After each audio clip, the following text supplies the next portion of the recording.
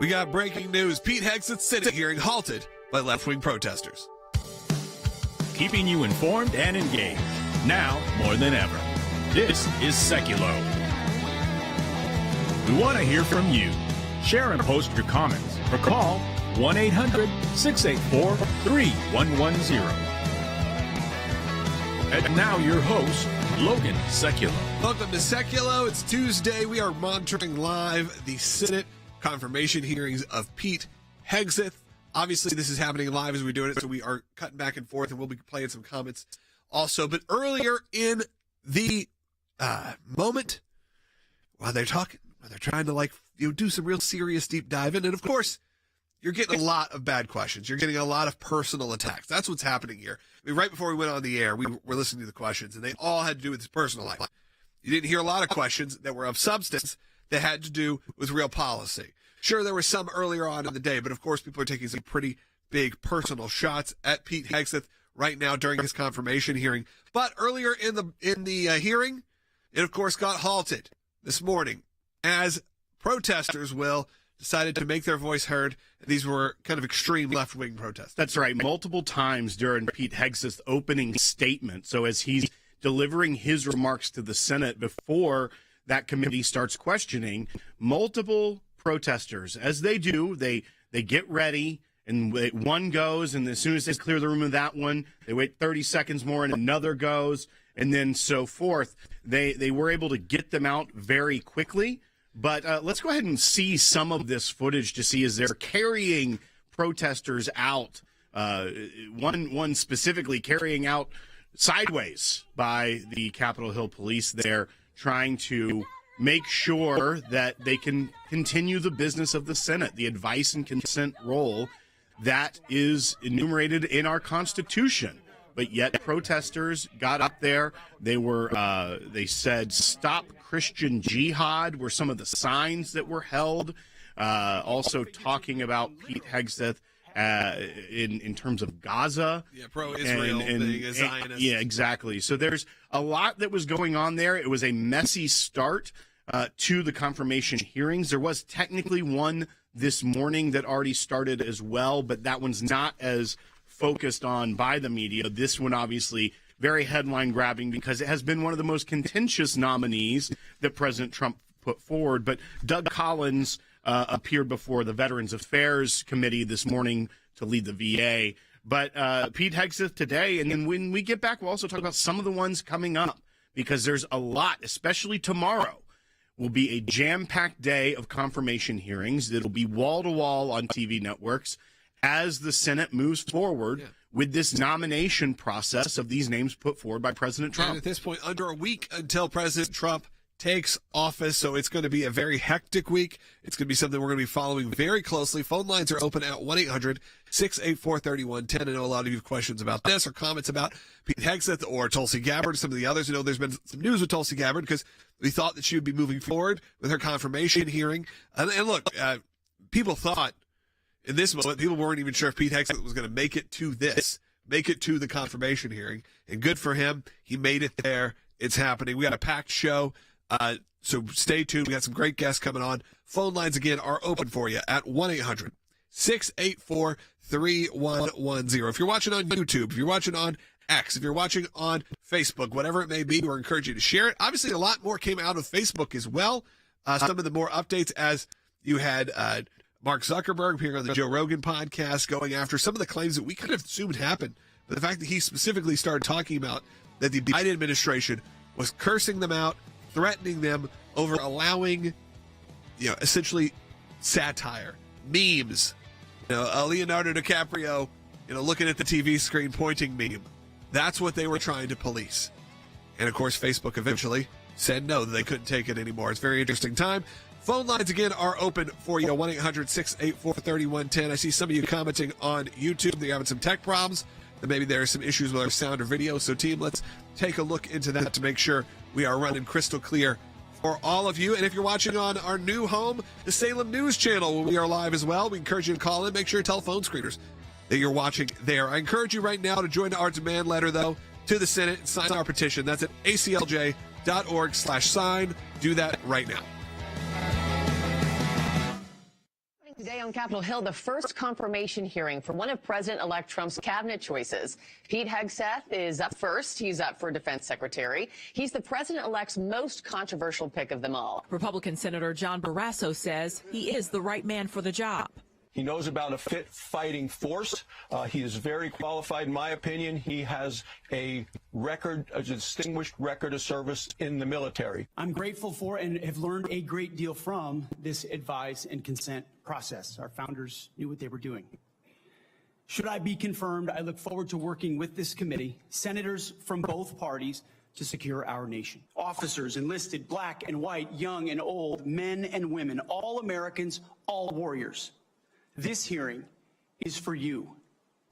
Thank you for figuratively and literally having my back. You are a misogynist. Not only that, you are a Christian Zionist. And support the war in Gaza by the Zionists. I want to thank the authorities for their swift reaction to that outburst. I'm going to work with President Trump and this committee to, one, restore the warrior ethos to the Pentagon and throughout our fighting force. In doing so, we will reestablish trust in our military, addressing the recruiting crisis, the retention crisis, and readiness crisis in our ranks. Members of the security force will remove members. Is our unity and our shared purpose.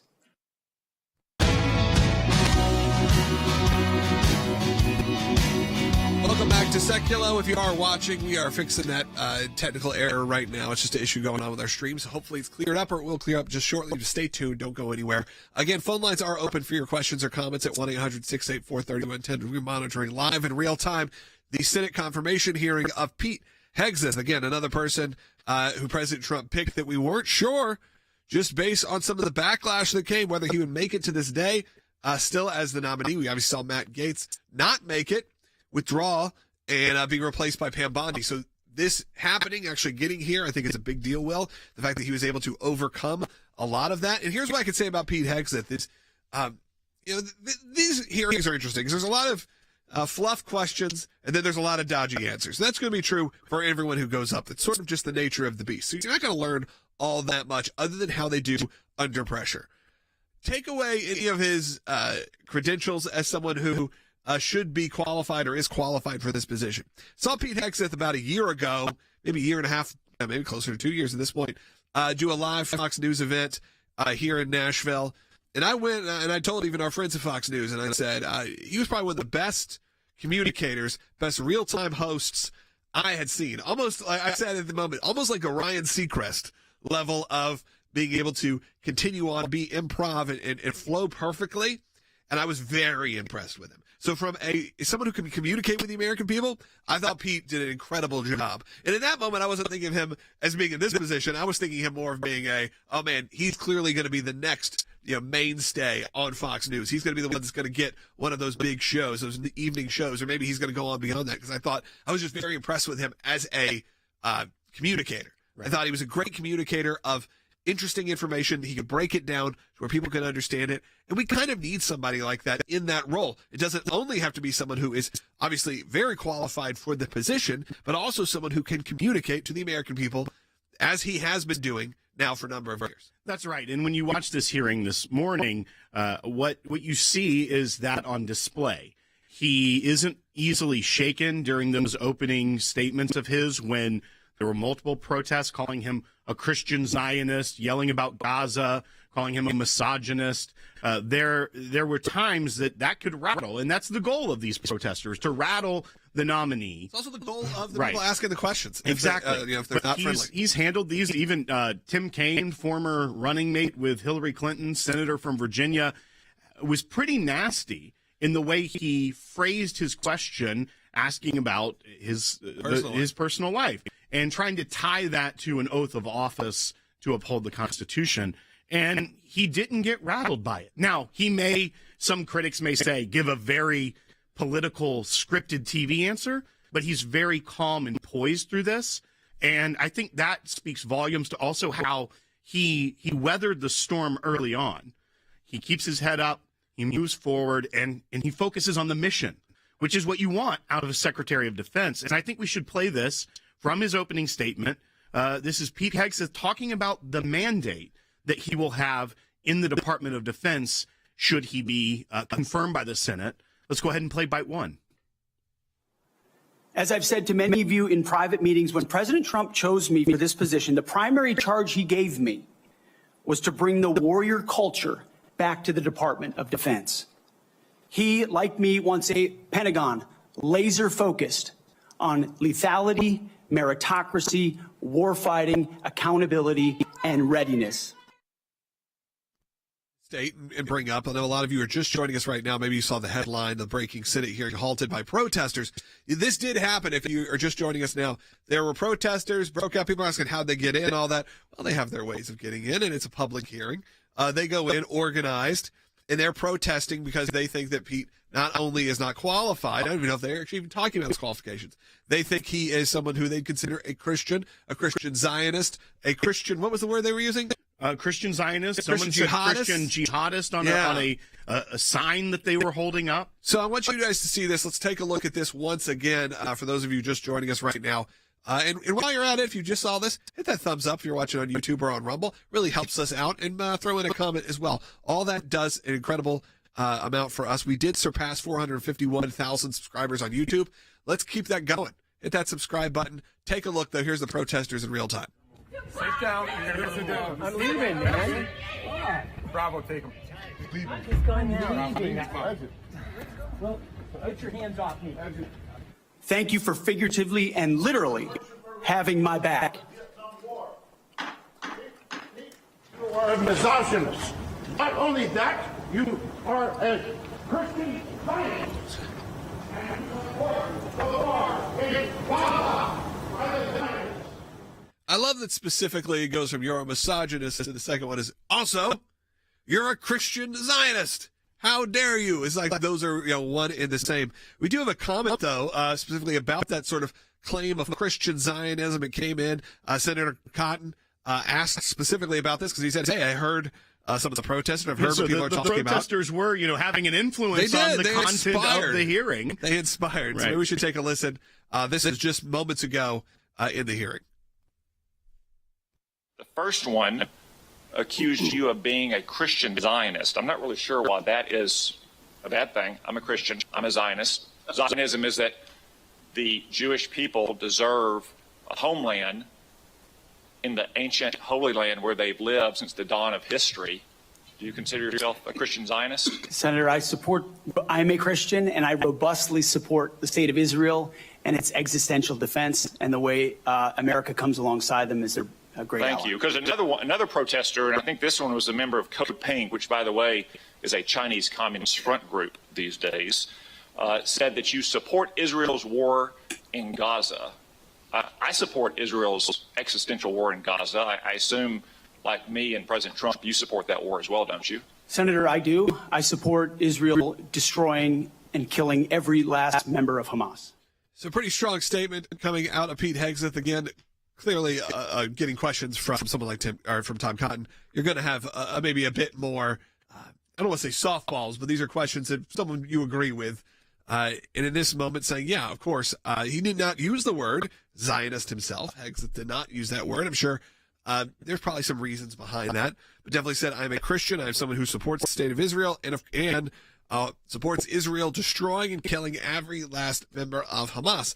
Now, later on in the broadcast, we're going to be joined by Jeff Balaban from ACLJ Jerusalem, because there have been some movements, there have been some news, there's been some thoughts on hostage releases and deals that could be coming. He's going to break that down later on. There was also statements being made by other Palestinian governments and leadership that came out saying, hey, we condemn everything Hamas is doing. They are setting us back. So in some ways, this actually has some positive movement for Israel and for the hopeful end to this entire war. And hopefully the freedom of the hostages that are still there for well over, at this point, a year and a half plus.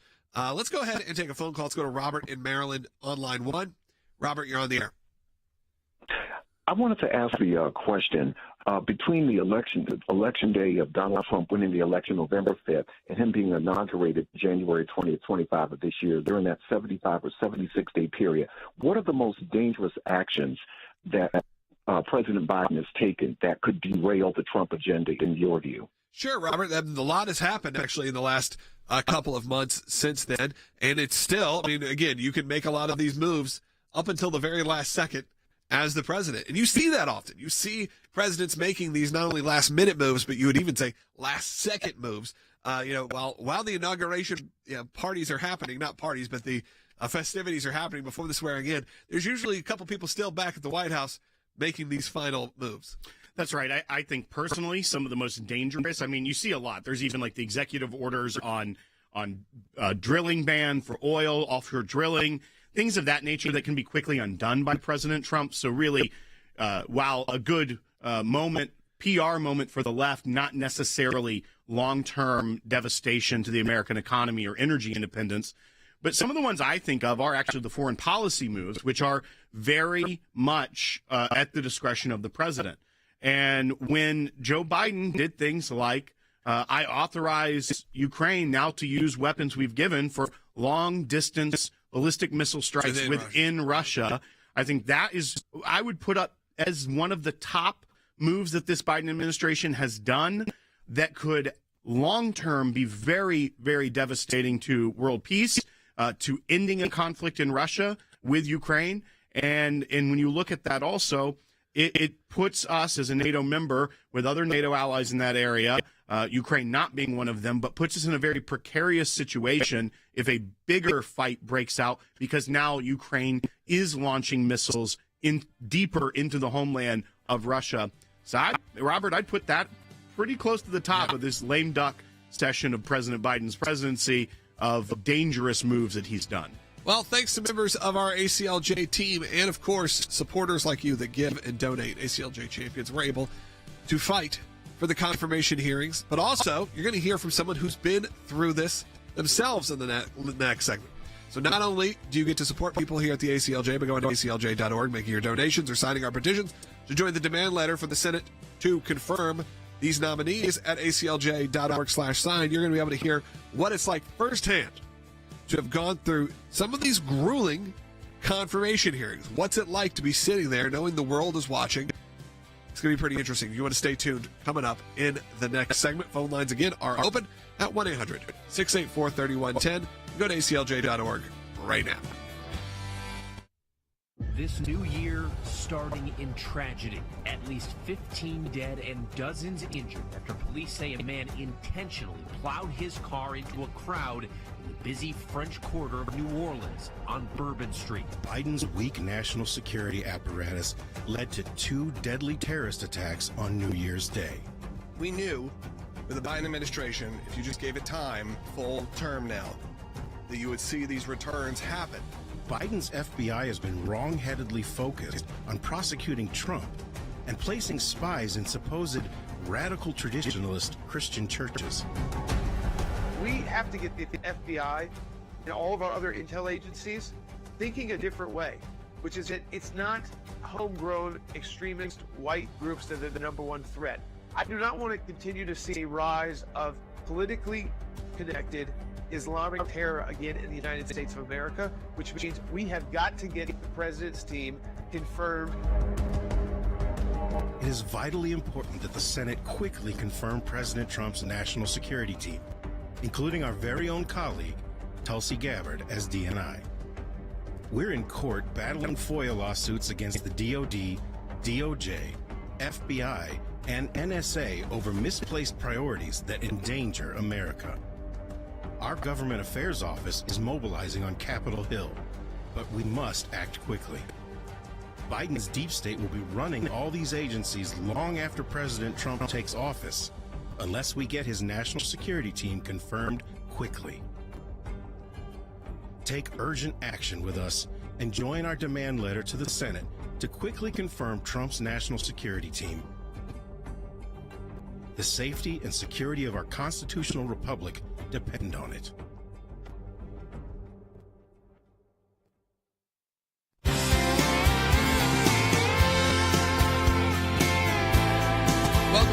to the broadcast, member of the ACLJ team and Sekulow broadcast team. Mike Pompeo, Senior Counsel for Global Affairs, is joining us live. And obviously, we're all monitoring right now the confirmation hearings that are happening on Capitol Hill. Pete Hegseth's up right now. I wanted to hear from you as someone who has been there, who's been through this confirmation hearing twice as Secretary of State and CIA Director. Can you tell us what it's like to be up there, knowing the pressure and knowing the world is watching you, and knowing you're going to be thrown questions that are intentionally made even to make you look foolish, and for at least for half of them to try to do that to you? Oh, goodness. Yeah, it was really quite something. I must have done better the first time than the second. I got more votes to be CIA Director than I did to be Secretary of State. Look, the reality is you have to stay focused. It is a serious matter. The Senate has properly the role of advice and consent. You honor them and America by doing your best to answer their questions. But you also have to recognize there's often a lot of theater going on there. So I remember the wisdom that I got from Secretary Baker, which was keep your eye on the ball, stay focused on the reasons that you'd said yes when the president asked you to stand for confirmation and take on these important roles. Remember the things that you know in your heart to be true. Don't ever vary from them. Do your best to answer the questions accurately. But when they ask some foolish kind of, I almost used a bad word, some nonsensical question aimed at trapping you, don't take the bait. Simply go back to basic principles. And when you do that, in the end, the world will observe, American people will observe, and the senators will observe that you're a serious, thoughtful, decent person aimed at delivering for the American people. That's what I tried to do. There's a few moments I didn't quite pull that off, but I tried my best. Mr. Secretary, as we look at what's going to be a marathon of wall-to-wall coverage of confirmation hearings over the next few days, weeks even, knowing not just the confirmation process, which you've been through, but also the importance of getting the nominees into their positions very early on so that they can start to carry out the agenda of the incoming president. What do you think the biggest challenges are for the administration in getting these nominees confirmed and ready to go just next week? Goodness, this is exactly, you've hit on the central point. The first task is for the nominees themselves to get their act together and get their documents done. It's extensive. There's a lot of work. It's many, many hours of work. For some people, it's really complicated financial stuff. Get it done. Get that paperwork in, submit it. Don't fight the process. If you fight the process, you'll be months into it. Second, we need Senate leadership. This is Republican leadership in the Senate to move these things quickly, to force them. If there's someone that's not going to make it for whatever reason, fine. Have the hearing, vote them down, get on. But what we found so many times is they'd get hung up and we'd go months and months and months without getting someone moved through. And then finally, this thought. So we'll all be very focused on the cabinet level hearings that'll take place over the next 2 weeks or 3 weeks. Those are obviously central, vitally important. But there are thousands of confirmed positions. And the Trump administration deserves to get its entire team on the field. In our first term, I became the Secretary of State at 19 months in or 18 months into the administration. We still had hundreds of people whose confirmations were pending. And sometimes it was the fault of the nominee, sometimes it was the fault of the Senate. But in the end, we need all of those folks on the field so that President Trump could do precisely what he told the American people that he would do. He's capable of that. I'm confident he will, but he can't do it with a team that's not supporting his mission, his agenda. And those confirmations have to move forward, not in the singles, not in the dozens, but in the hundreds and thousands. I think Secretary Pompeo, it's a very interesting point of view that a lot of people maybe don't understand, which is the timeline of this doesn't have to, you're right, you hear the big ticket items, if you will, the big positions, but not that the others are not important and are very important, that this can go on for months and months and months. People don't really understand that this isn't something that you started today to get everything done by January 20th. This is a long-term effort, and if you have people who they're, like you said, who they're not trusting or they're trying to block, it can be a brutal process. And when you only have a 4-year term for President Trump at this point, just because it will only be 4 years because it's his second term, they got to get moving fast. No, it's essential. They need the first several hundred confirmed in the first 100 days. You need to get that level. That'd be your cabinet secretaries, your deputy secretaries, and the undersecretaries in every agency, not just defense and security, but Treasury, commerce, HUD, these things really matter to people's lives and to their well-being and to the American economy. Workers all across America are counting on President Trump's deregulatory agenda. That is not going to happen until all of those leaders have been put in position and can get their feet on the ground and start working it. And so, yes, we'll have these bright, shiny objects that happen here in January. February, March, and April are essential for the administration to get its work done and the Senate to do its job and get these folks on the playing field. Mr. Secretary, you wrote a piece for ACLJ.org, Biden emboldened radical Islam. Trump must secure America once again. We saw, obviously, the horrific terror attack, ISIS terror attack on New Year's Day here in the United States. And you make the point in the article that Trump already knows how to fix the threat of radical Islam because he already did it. When tying that to these nominations and getting these people confirmed to carry out that agenda, just how important, once again, is it that we have the right people in place so that we can hopefully stem the rise of more radical Islamic jihadist attacks here in America? That's a great question, brother. I want to mention organizations like the ACLJ. You did a great job supporting my efforts when I was being confirmed. There's lots of misinformation, lots of people out there telling fibs and whoppers. You all and the folks who contribute to ACLJ do remarkable work at helping level that information set. So thanks for that. You helped me get the opportunity to serve in the way that I did. When it comes to radical Islam, the Biden administration just didn't get it. They immediately went back to negotiating with the Iranians. They gave them billions of dollars. They had this horrible destruction that took place in Afghanistan in their first summer in office. This emboldened radical Islamists across the world, political Islam. President Trump came into office. I was the CIA director, and the bad guys were cutting the heads off of people on the beaches. People have forgotten. That's now, 8 years ago. Very quickly, we put together a strategy, delivered a fighting force, and crushed ISIS. And put radical Islam on notice that we were serious. I'm counting on the team that he's putting together now to help him do that. President Trump knows how to solve this problem and to address it in a serious way. And it will be among the most important, very, very, very near-term issues that he's going to have to confront because President Biden and his team allowed them to run wild. And, it resulted in what happened on October 7th. When you empower the bad guys, you increase risk to the United States and to our friends and allies like countries like Israel. Absolutely. Thank you so much, Secretary Pompeo, for joining us today. And again, you'll check out his new article at ACLJ.org. And while you're there, you should sign our petition. With these confirmations underway, the hearing is underway, the left is targeting what feels like every one of President Trump's nominees. We must quickly help them get confirmed so, again, we can get this country back on track and back doing what they need to be doing.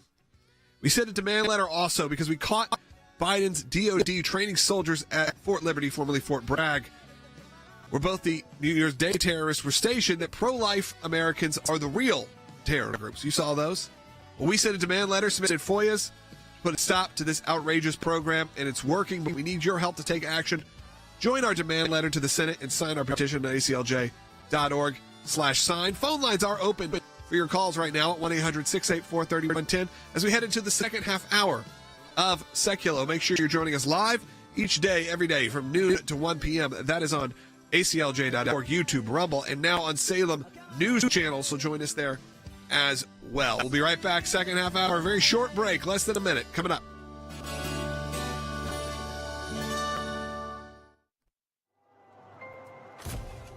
Some people think champions are bored, that it's a title that requires something only a handful can ever possess. There are times in our lives that we are called, every one of us, to step up and serve a cause greater than ourselves. Even when the loudest voices in the room say it's wrong, that it can't be done. It can be a difficult stand, but it's one any of us can make, including you. You can be the change. You can make that difference. You can be a champion. We cannot do what we do without you. By becoming a monthly donor, you can become a champion of life. A champion of liberty, a champion of freedom. Please join us. Become an ACLJ champion today.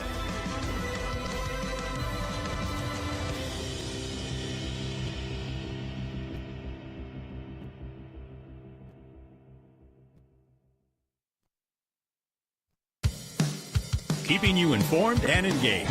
Now more than ever, this is Sekulow. And now your host, Logan Sekulow. Welcome to the second half hour of Sekulow. I would love for you to join us right now, 1-800-684-3110. Got a few lines open for you. So if you want to give a call, this would be a great time to do it, monitoring the Senate confirmation hearing of Pete Hegseth, as well as the other Senate confirmation hearings that are coming. Protesters broke out screaming that he was a Christian Zionist and so on, a Christian jihadist.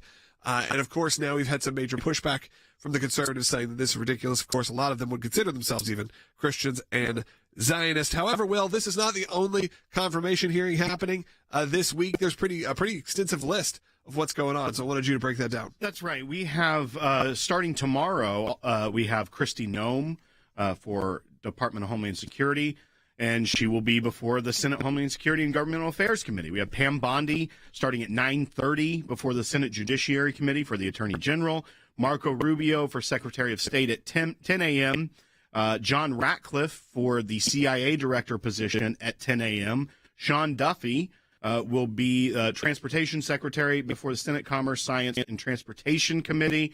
We have Chris Wright and Russell Vaught at 10 a.m. and 1 p.m. respectively.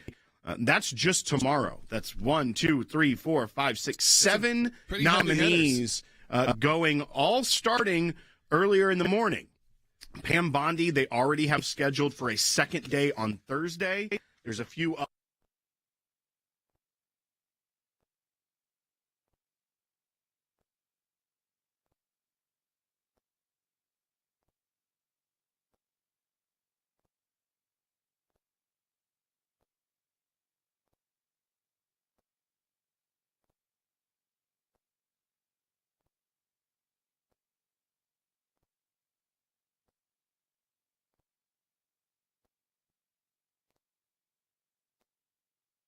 and it's an important job of the Senate to do this so that we can get down to the work of the new administration, and having individuals like Pete Hegseth today, Pam Bondi, Kristi Noem, Marco Rubio, those names are going to be the ones you know about and the ones you hear that move forward with this agenda very quickly and aggressively at DOJ, at State Department, the military. So we look forward to their confirmations and hope the Senate keeps this schedule on a tight ship and moves forward so that we can get to votes. Yep, and phone lines are open as well for you at 1-800-684-3110. The next segment, we're going to change gears a little bit. We're going to be heading over to ACLJ Jerusalem with the head of ACLJ Jerusalem, Jeff Balaban, to really discuss what's going on in Israel. You may have seen some of the headlines that maybe a agreement is happening, a hostage agreement is happening. We've heard this before, so let's see where we actually end up. But Jeff would know the insider's scoop of what's happening, so stay tuned for that. That's going to be happening here in just one segment. But we are going to be taking your calls at the end of the show, so the last segment of the day. So make sure if you're on hold right now, stay on hold. We'll get to you. If you haven't called in, call in now. 1-800-684-3110. 1-800-684-3110. We got about, we'll wait and save that call. We have a lot of calls coming in. I want to make sure we're able to give you enough time. But as we said earlier in the broadcast, Will, this is a time to sign that petition because we have mobilized our government affairs team on Capitol Hill, and we need people to stand with us. That's right. And if you go to aclj.org/sign, you can sign that petition today, because when we do a petition at the ACLJ, our government affairs team delivers that to senators. They will take it and say, here at the ACLJ, our members, our donors, our supporters, those of you that stand with the ACLJ want these nominations to move forward. And many times we can even, if needed, we target individual senators by showing, look how many of your constituents in your state want this to move forward. So you can go to aclj.org/sign to have your voice heard. The ACLJ delivers those. It's not just into the ether, but this actually gets sent to U.S. senators that are a part of this process to ensure that we can move forward with President Trump's agenda, with this America First agenda, by not stonewalling and keeping these nominees just floating in the ether of Senate confirmation land. That's right. As we heard from Secretary Pompeo, that can easily happen. So do it right now. Go to aclj.org/sign and give me a call. 1-800-684-3110. We'll be right back. Overseas, a deal to end the war in Gaza could be close. Sources tell the Associated Press that Hamas has accepted a draft ceasefire plan. An Israeli official said details of the agreement are being finalized right now. Two Israeli officials tell us that they've never been closer to a ceasefire deal with Hamas, that for the first time they're really getting into the specifics. Now, first of all, and this is how the deal was described to me by these officials, this is not a one-and-done deal. The Hamas would not just release the hostages and the war is over. It takes place over time in stages. First stage, there'd be a 48-hour pause in the fighting. If that holds, that Hamas would release 33 hostages. These are so-called humanitarian cases, the sick, the injured, the elderly, children. That could take up to 42 days because they would be released in batches. If that goes well, it goes to phase 2 when all of the rest of the hostages are released. The U.S. has been positive about progress in the negotiations over the past several days. Earlier, President-elect Trump predicted a forthcoming agreement. There's been a handshake and they're getting it finished, and maybe by the end of the week. But it has to take place. Israel wants a hostage deal. Israel is working with our American friends in order to achieve a hostage deal. We were disappointed too many times, so I try not to let myself believe too much. In Tel Aviv, Michael Levy has kept his hope alive for more than 460 days for his younger brother Or, one of dozens abducted into Gaza from the Nova Music Festival on October 7th, 2023. During the process as well, Israel will release hundreds of Palestinian prisoners, and the official said the exact number of prisoners depends on how many hostages are released alive.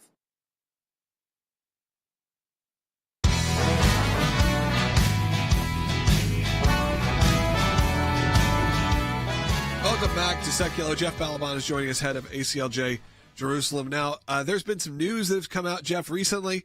And hey, phone lines are open, 1-800-684-3110. In the next segment, we're going to take as many calls as we can. But there have been some headlines recently that seems like we may be heading towards a hostage deal. Of course, this is now, 15, 16 months since the October 7th attack. That was, of course, in 2023. Now we are into 2025. But what are the real updates? What's actually happening?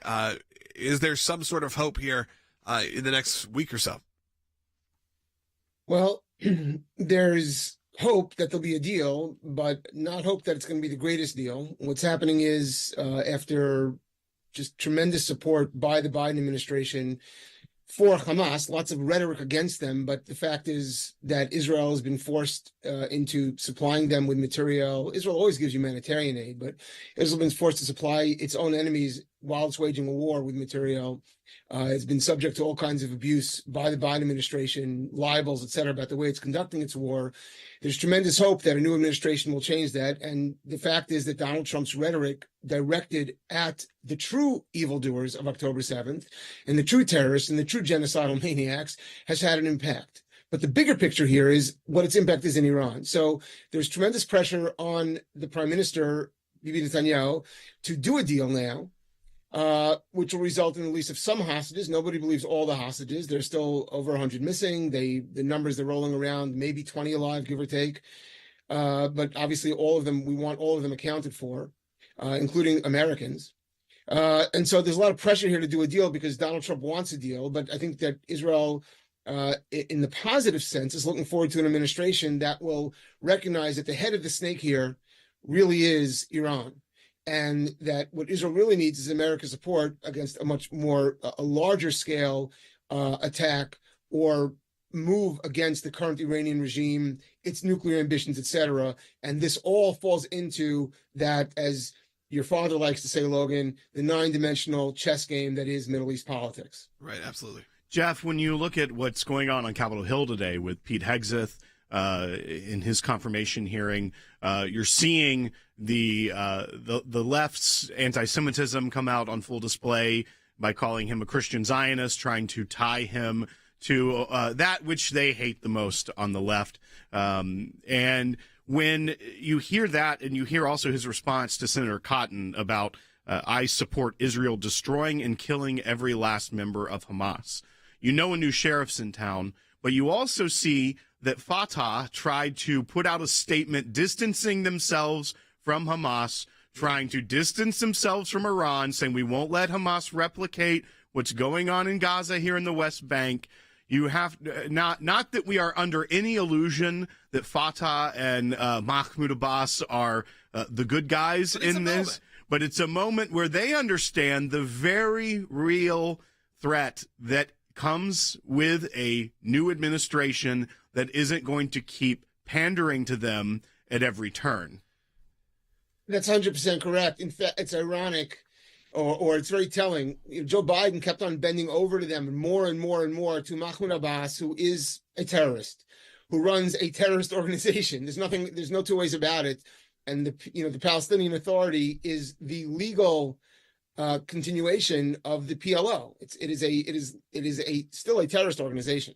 But now it sees, so when Joe Biden was giving it all kinds of wonderful concessions, they were obnoxious to him and demanding and dismissive and hostile. But now that they see Donald Trump's coming into town, they're pandering, hoping that maybe the Trump administration will overlook the fact that they are terrorists also, and that they've overseen a generation of raising an entire generation of Arabs to be terrorists. Let's face it, Israel has a very good track record of coexisting well with Arabs in the region, not just in terms of its ability to make peace thanks to Donald Trump and the Abraham Accords, but for decades since its founding, 20% of Israel is Arabs, and they're citizens, and many of them fight in the army, and they serve, in the Supreme Court and in Knesset. And so it's not that Israel can't get along with the Arabs, it's that the Palestinian whole mechanism was created to destroy Israel, whether it's Hamas or Fatah or anything else. And let's hope and let's assume that the incoming people like Pete Hegseth and others, it's not a question of whether they're just Christians and Zionists, it's whether they understand what's in America's interest, which is stability in the region, which is honestly the undermining of this entire sort of UNRWA Palestinian narrative that Israel's the problem. No, it's not. Israel is the solution for the Jewish people, but also for America's interest in a peaceful and stable Middle East. You had multiple years there, whether it was the Abraham Accords or even negotiations before that, where things were calm, where maybe the most calm that I remember it being in my lifetime. And then, of course, it's all ramped back up, and that's all pushing towards the terrorist attacks that happened here on New Year's Eve and New Year's morning this year, where all of a sudden it's back at our doorstep. And as you said, the sort of false narrative that the Israeli and Arab community don't get along within the country, that's very much not the case. And I would say that's the case for a lot of places. I was in Europe over the last few weeks, and I met a lot of people, and a lot of people of Muslim backgrounds or even currently practicing Muslims who are appalled of what's happening, in the name of their faith, if you will, and in the name of what seems to be painted in this way. And it was a bit eye-opening even for me to see those conversations happening. But you're experiencing that. You're experiencing that in Israel in real time. It's just not the way the media and the press wants to show it. When you have moments where the PLO and other organizations, look, it took them 16 months to say don't do it, but it does show you there is some strength that comes from a conservative, or specifically from President Trump's cabinet and for himself coming into office, because they know not only should they be a little scared, but also that there was relative peace not that long ago. That's right. And again, to the point of, do we pander to the terrorists or do we sanction them? Under Donald Trump, when he was president the last time, he enforced the Taylor Force Act, which is passed by both houses and signed into law, that the American people, we do not send our tax dollars to the Palestinian Authority so long as they are paying for terrorists to slaughter innocents. All right. Well, Joe Biden started that tap flowing the same way he started the tap flowing to Iran. So, of course, there was terrorism, because American tax dollars have literally been paying for terrorism. And so this idea that we're going to negotiate with pure evil has to be out the window. And so in the current situation, we see a lot of pressure to accept the deal because Donald Trump has been promising that we move forward. It will be on much better terms than anything that could have been achieved. And it's only happening because Donald Trump is the new sheriff coming to town. And going forward, I think that, Israel has to learn, actually, and that's part of what we do in the Jerusalem office is to explain to Israelis what the American mindset is, what the Trump administration mindset is, what the Republican on Capitol Hill mindset is, because they don't fully understand it. They listen to media, listening to a lot of groups who don't really get it. We do.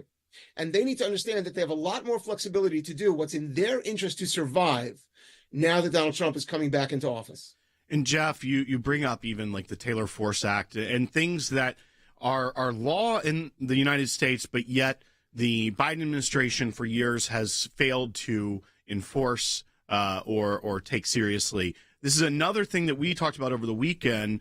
Very quickly, we've got about 2 minutes left, but essentially an education committee in the U.S. House of Representatives is calling out another one of these moves, something that's not going to get talked about broadly, but that the Biden administration is trying to basically get rid of and sweep under the rug all the anti-Semitism complaints under Title VI at these major universities, the UCLA, University of California campuses, Johns Hopkins, etc. But what they appear coming out with toothless agreements and resolutions so they can get this over with before people that actually maybe want to stand up for the Jewish students on college campuses would get in there and make them have real accountability at these universities. Well, let's tie it together. You heard the accusation hurled at Pete Hegseth that he's a Christian Zionist. So if you show any support for Israel, or if you happen to be a Jew, you are persona non grata at a lot of college campuses today. You are actually in physical danger. You're certainly subject to abuse by faculty and students, and the universities have allowed this to happen. The only curb put on it was by the Republican-led House of Representatives. Well, now the Biden administration is trying to shove these things under the rug, cut quick deals, including, cases that we've been deeply involved in, universities that, with students and faculty we have represented, we have brought claims, and they're trying to cut these quick deals. Essentially, they will just keep in place the anti-Semitic regimes in these pockets of wokeism on American soil, which are these leading universities, which are disastrous for Jews and Christians, and frankly, for America. Jeff, thank you so much for connecting today and being able to share all what's going on at ACLJ Jerusalem, of course, keeping us updated on the war in Gaza. So I appreciate you calling in, Skyping in, and being able to see us all. Right now, if you support the work of the ACLJ, you just heard what we're doing right now. I encourage you to go to aclj.org, and if you can, make a donation. If not, sign the petition. That costs you nothing. If you're watching on YouTube, hit that subscribe button, because that's a big deal. Only about half of you that watch every day subscribe. And that really helps get more people to see us. Liking and subscribing, they all say it. You want to know why they all say it? Because it really does help. And we've added thousands over the last few days. 451,000 YouTube subscribers right now. And that is just incredible. We'd love to see that at 1 million. We'd love to see more people getting engaged. Hey, we got Rick Grenell joining us in the next segment. And calls and questions, 1-800-684-3110.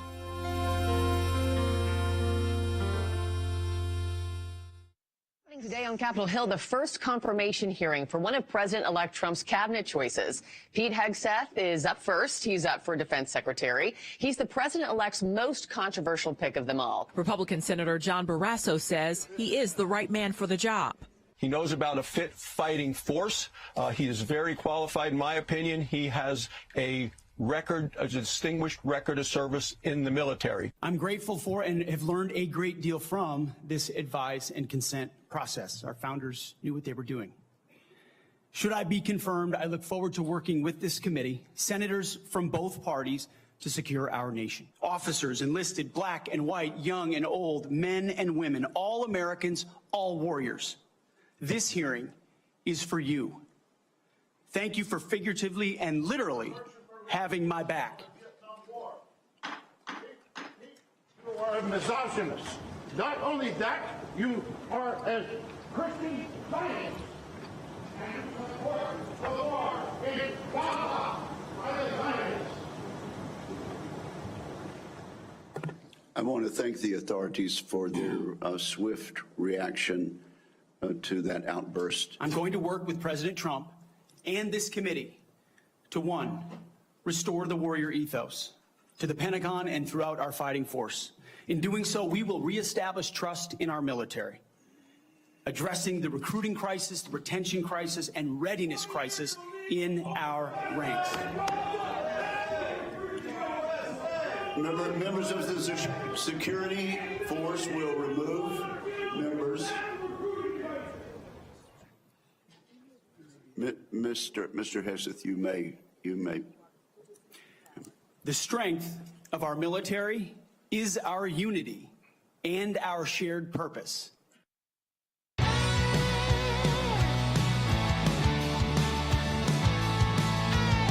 Welcome back to Sekulow. Rick Grenell's joining us live, popping in here at the last segment.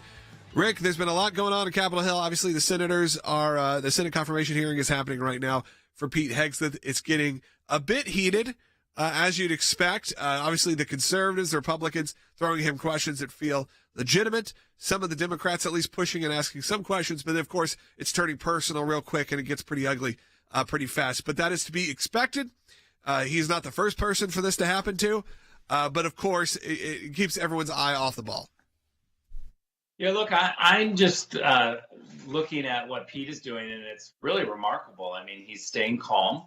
He's staying focused on what the mission is, which is to reform the Pentagon.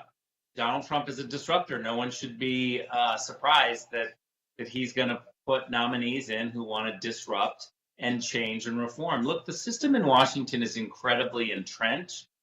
And I think, you're going to have people who don't want a disruptor. And so they're going to get ugly and personal and sling mud.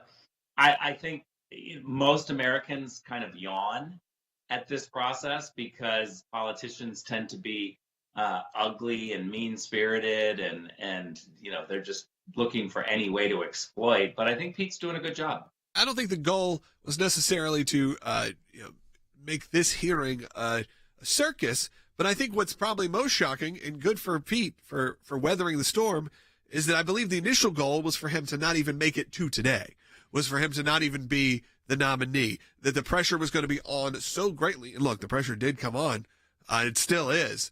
That I think maybe one of the biggest wins is that he is actually sitting there in this confirmation hearing. Look, I think serving in the Trump administration, you have to be really comfortable with being able to take hits from people who just want to, sling mud, whether it's the media, whether it's, Democrats on the Hill. But you got to just stay focused. I mean, Pete has been asked to do a big job. It's to reform the Pentagon, to get us more ready. We all see what's been happening to our military servicemen and women. We have way too many programs that we're spending your tax dollars on that are a waste. We have a military that's not nearly as ready as they should be. And the budget yet is enormous. I mean, you think about how much money we're spending, American tax dollars at the Pentagon, and it's shocking. And so Pete's got a big job to reform the place, to try to get us back on track for military readiness. And we are in a situation where it has to be done because recruitment numbers are so low.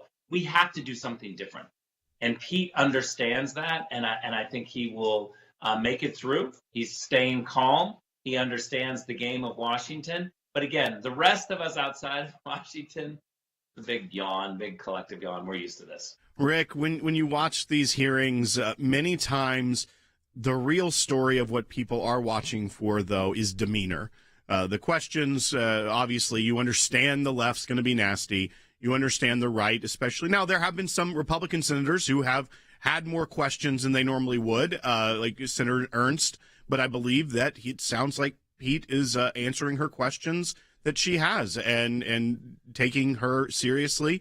But he said in his opening statement that he wants a Pentagon, President Trump and himself want a Pentagon laser-focused on lethality, meritocracy, warfighting, accountability, and readiness.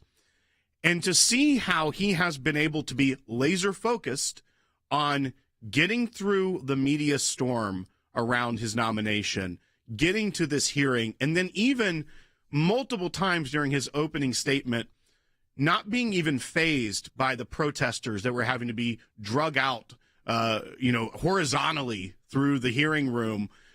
He kept his cool and stayed laser focused on today's mission, answering the questions of U.S. senators in a respectful, honest way. I think that says more about the character and demeanor of how he would take this job, laser focused on lethality, meritocracy, warfighting, accountability, and readiness, than anything he'll say to the senators today. Yeah, I think that, Will, it's a really great point of, the process is what it is. It's a circus. They're slinging mud, and they're just trying to get you off your game. They're trying to see if you care about what, the media are saying or the hits that are coming. And you've got to be able to stay focused. It's kind of like an MMA fighter. I love MMA, the UFC. And, my friends who are UFC fighters, they say, when you take a hit in the face, you can't get emotional about it. You've got to stay focused to your strategy. And I think that's the same way in politics, is that you have a job to do, stay focused on, the mission. And I think Pete's one of those people that he's not going to get rattled by what, a New York Times reporter says, or the profile piece of, a couple lefty reporters. Yeah, Rick, thank you so much. I know we need to pop in here just for a second. You've had a very busy day, and obviously you got a new position coming up very shortly, and we're excited for you. Excited for keep you here too as well, getting great analysis for our group. And of course, UFC 311 is this weekend. My son's very excited. He's been counting down the days, so I'm sure I'll play him that clip so he knows, he's in good company as a fellow MMA fan. Exactly. Yep. All the best. Thank you. Thanks, Rick. We're going to take a couple quick phone calls real quick. I know a lot of you have been on hold for a while. These are pretty off topic, but you know what?